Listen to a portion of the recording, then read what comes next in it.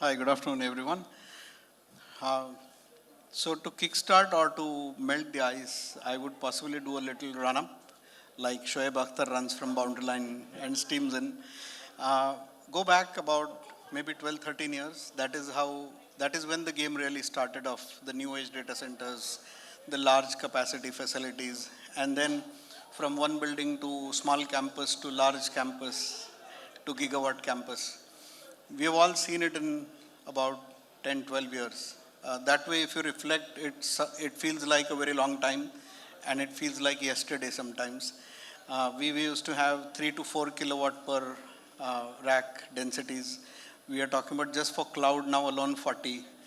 Come to AI, you start talking from 80, 90 onwards. We are we are all sure that few years down the line we'll have racks of 500 and then maybe 1 megawatt. And I don't know what more coming. We look at GPUs, every other day there is a new thing. You see one news which is eastward, you see one news which is westward. 9 gigawatt capacity by 2030, which was a talk of the whole world about a year ago. Then there was union budget of government where there were two tax incentives which were targeted to make India as a data center hub for the world.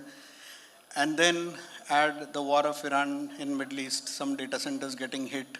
Now, all of us believing that therefore, as a response to that, some capacities that were planned in the Middle East may fall into India.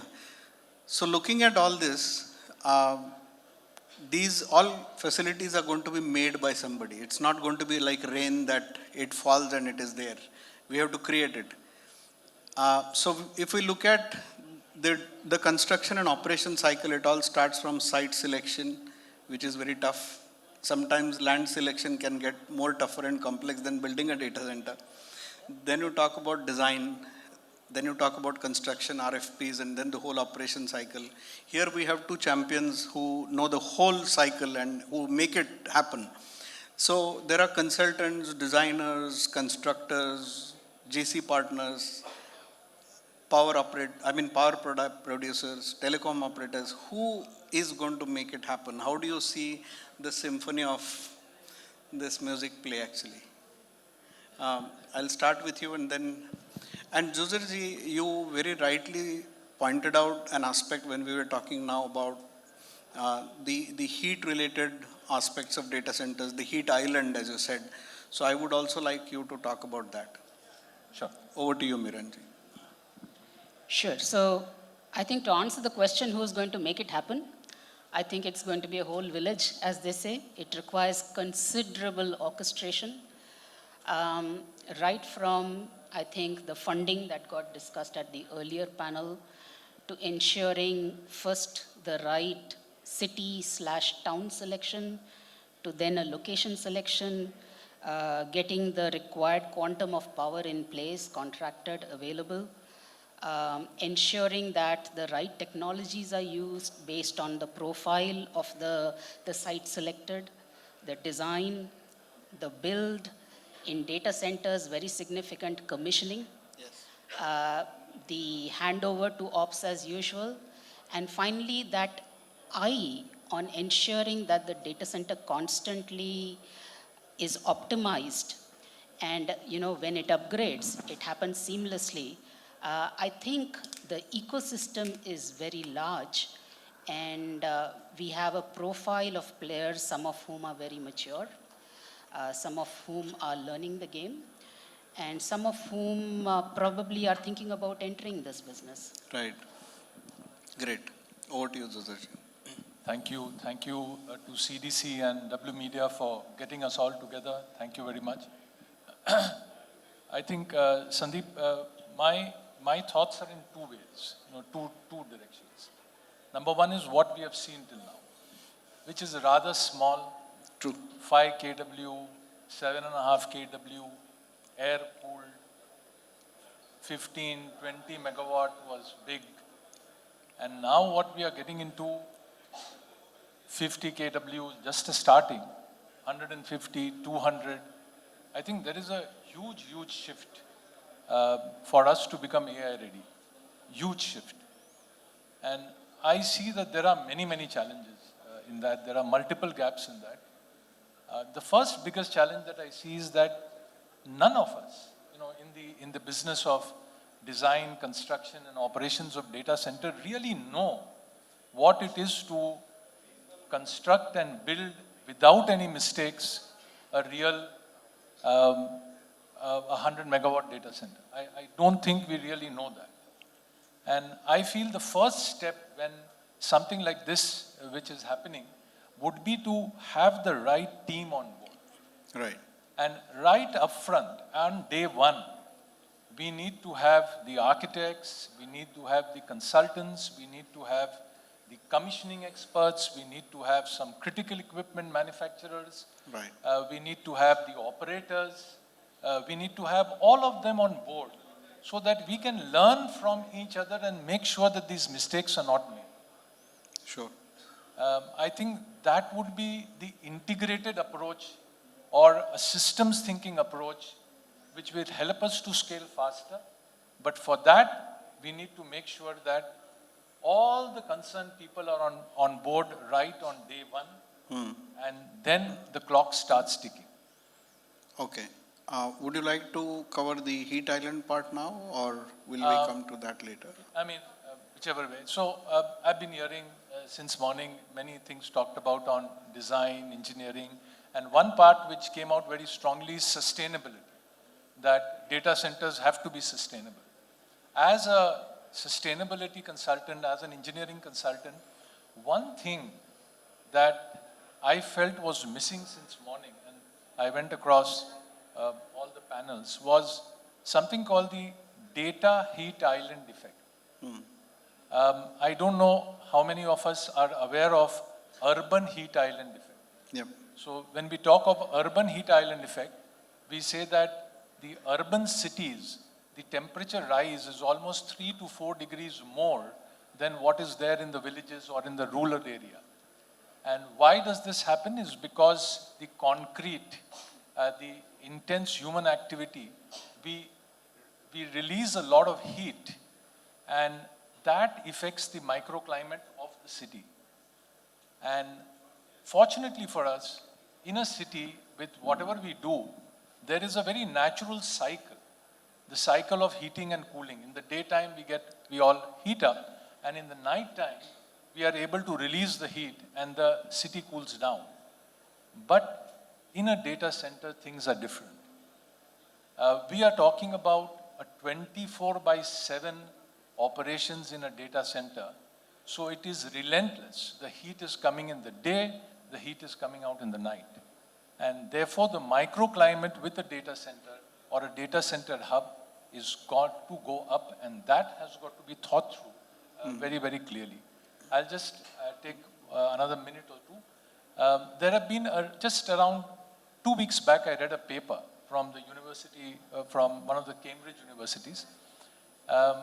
That paper said that the gentleman who wrote that paper had analyzed more than 1,000 data centers through satellite imagery and thermal mapping of those areas where the data centers were located. And what he found out was that in many of the places, there was a temperature rise of anywhere between 4 degrees to 8 degrees within a vicinity of 10 kilometers from the data center hub. So the entire temperature around the data center is going to go up. And this, as per him, as per that paper, has already impacted 400 million people globally. Okay. And if we do not address this problem, we will also run into similar sort of problems. And that is something that one needs to address. And there are ways and means of doing it, because when we talk about buildings, Mr. Kaushal Ram is here, he's an architect, and we work together on buildings. We know how to handle it in the building sector, how to make sure that the urban heat island effect is limited. And we need to use the same solutions to make sure that for the data center also, I call it the data heat island effect should be mitigated. Right. Thank you. Sure. Would you like to comment or add or reflect on this?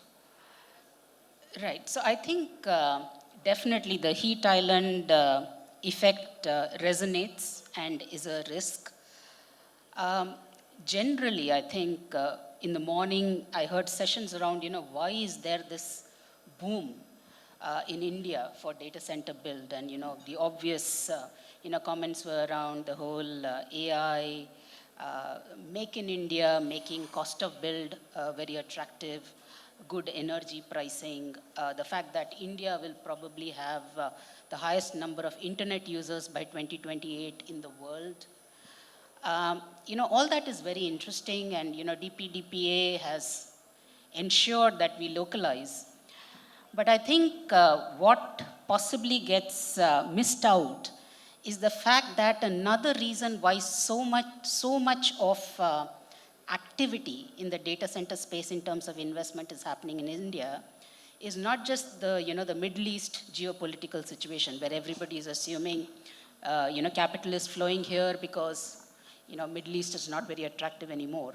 There is actually a massive backlash that all of us read about on data center build both in North America and Europe, Yep. where beyond the heat island effect, there are the issues around noise, the fact that power tariffs go up. These are seen as disruptions in neighborhoods. So I think we should learn from the example you called out around heat island effect, and the fact that the West is seeing something negative about data center investment and build. And while we are happy recipients of that dollar and euro and yen, I think we should go a step ahead and start looking at potentially parks and destinations. I mean, that's why in a previous panel, I absolutely loved what Rajesh said. He said Tuticorin, which is like the wind capital of India, could become a data center hub. We start looking at site selection in a way that we are building it in a place where it does least damage. Nowadays, connectivity, communication, latency are no longer a challenge. Yes. So I think braver site selection, smartness, not in getting into a lights out data center, but at least something that's relatively remote, should be a thought for the way forward. Sure. So Shahinji, I think I'll pick a thread from what you said about spreading of the footprint, going away from the concentration zones. Mumbai and Chennai, as we know, about 75 to 80% of total concentration. If you look at 1.7 gigawatt, which is installed, almost 1.2 to 1.3 gigawatt, which is under construction, is also with the same pattern. So come 2030, 31, and if the projection, even if we take out, let's say 20%, there's always a thought, is there too much euphoria, is there a bubble? So let's say 20, 25% we take out of 9 gigawatt, that takes you to 7. Even if 7 gigawatts by 2030 and take 53% of that, Mumbai data centers alone will require more than 3.5 gigawatt just for data centers, which is today Mumbai's consumption entire. How do you think we are placed to handle that? Because that's happening for sure. Even if we decentralize, we've spread the footprint, that's not going to happen overnight. 1.3 gigawatt is there, 1.7 already there, and 1.3 under construction. That is not going to move. So how do you see that impacting these two cities in the near future? Are you upbeat with the cable landing locations coming up at various new locations? Because that's one major factor, if not the only parameter, which opens up a new location for a data center. So there are 4 or 5 new cable landings, as we know. So will that reduce pressure on Mumbai, Chennai, which will allow you to kind of spread out a footprint? Absolutely. Short answer is yes. And Mumbai, we may be facing the problem earlier rather than later, because the Palava line is already 80% saturated. So this Navi Mumbai corridor of hyperscalers that we have is already built to hilt. So we necessarily need to look at alternative locations. It's not easy to add capacity overnight, as you rightly said. And that's going to bring up a lot of very interesting site and city options. Definitely a driver would be cable landing stations. Some cities have leveraged that well in the past, some not. But I think the other very interesting thing is we will start seeing a shift in business models and adjacencies. So for example, Google is looking at a Discom license in Vizag. Today we had people from the renewables business who are thinking of getting into the data center business. We have large conglomerates who are making themselves aggregators between the hyperscaler and the actual build out. And that again allows for massive economies of scale and is a shift in business line. So I think India is a very creative country. We will come up with very, very many interesting, not just I would say site and city options, but also start seeing very many new profile of entrants into the business. Right. Would you like to add to I that? think what you said is very important because most of us earlier I used to think that AI and data center, AI focused data centers would be a technology problem. But if you look at it very closely, it is a power problem. Right. And we are talking of big power. In terms of number of units, I know some numbers. We are talking about an increase from 10 terawatt hour, the number of units consumed at the moment, to 50 terawatt hour. Just to give you a perspective, the total power consumption of Sri Lanka today is 16 terawatt hour. So we are going to talk about a 40 terawatt hour increase in power consumption. Now, where is it going to come? I see a lot of optimism. People say renewable energy we have various other methods of doing it.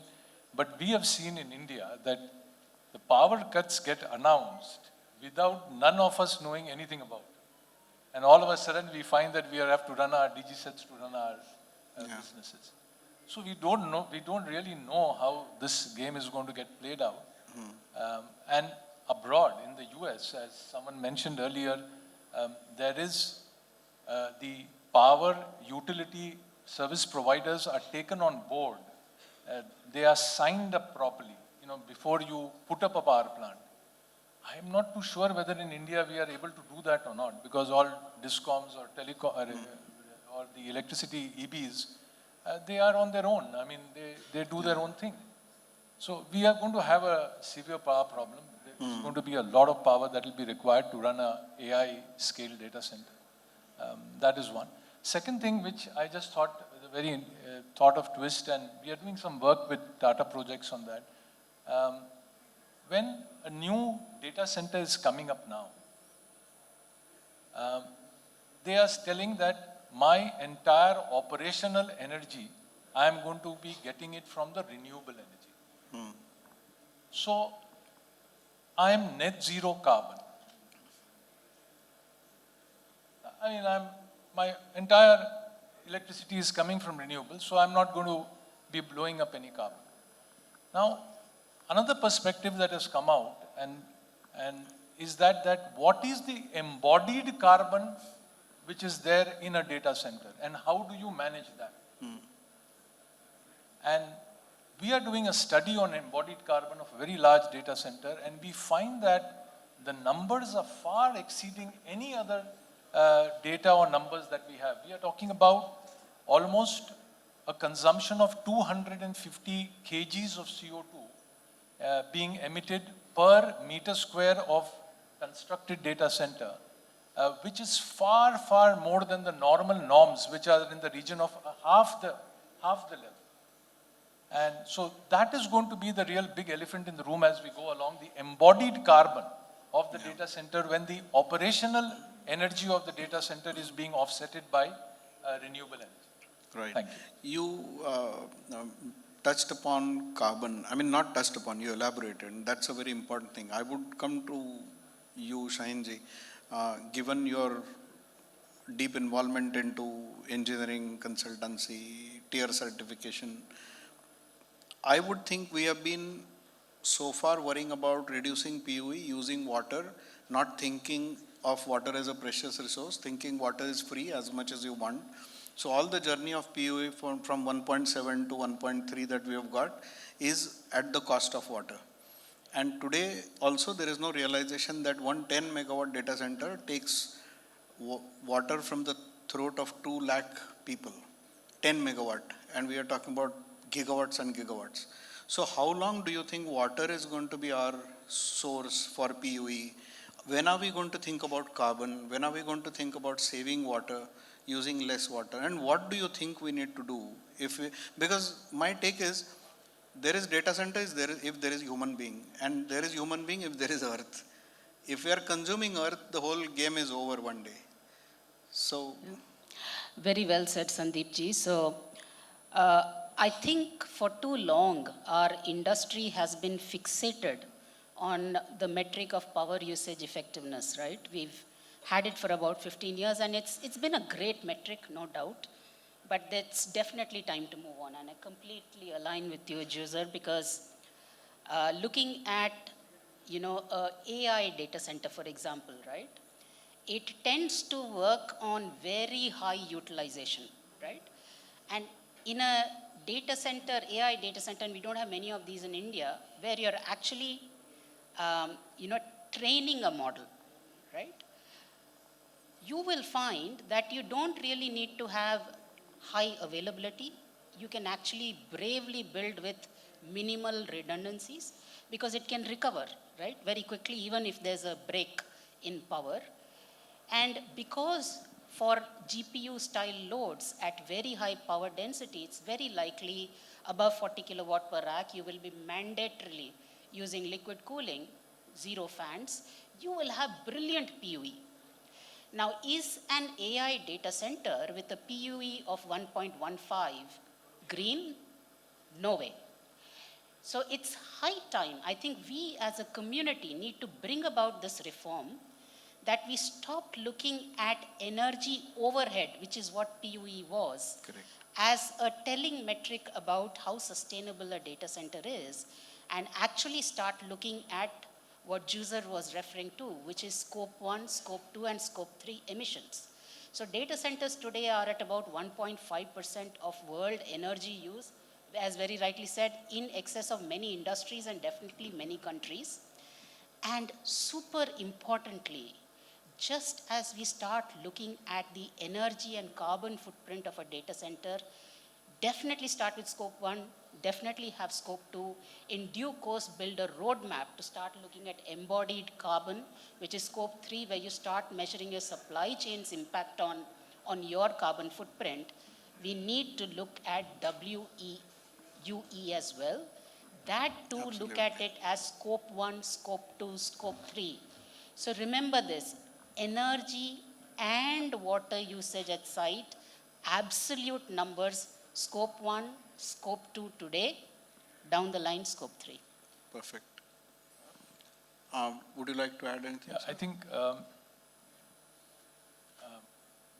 one of the ways to mitigate data heat island would be to use a combination of water and air. Water and? And air. Yep.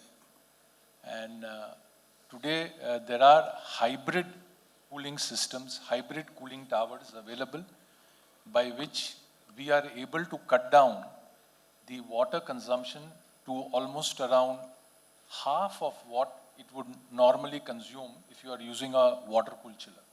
Just my thumb rules on this is that if you take a 1 megawatt of IT load, you may need 2 meter cube per hour of water. And you could cut it down by using better techniques to 1 meter cube per hour of water consumption.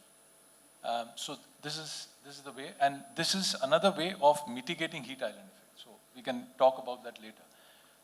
One of the analogies that I want to bring about, many years back, we were seeing small, I don't know, many of us have seen a 50 megawatt power plant or a 25 megawatt, 75 megawatt power plant, 100 megawatt power plant. When power plants were being just created in India, in early independence time, we used to have a power plant just outside the vicinity of a city. A 210 megawatt power plant is here in Ennore. And we used to take power from that particular power plant. I see data center coming of age in that way. You will have, at the moment we have on the outskirts of the city a data center coming up, and we are using, for various reasons, we are using that connectivity. But as we go along, there will be separate infrastructure corridors. There will be separate zones and areas, as you mentioned now, will be earmarked which will have the right power availability, right water and seawater availability. Yep. Because you can cool with seawater. You will have the seawater availability, you will have the right connectivity available, and you can also have a community density which will not impact the data heat island effect. So I see that going the power plant way. Thank you. Right.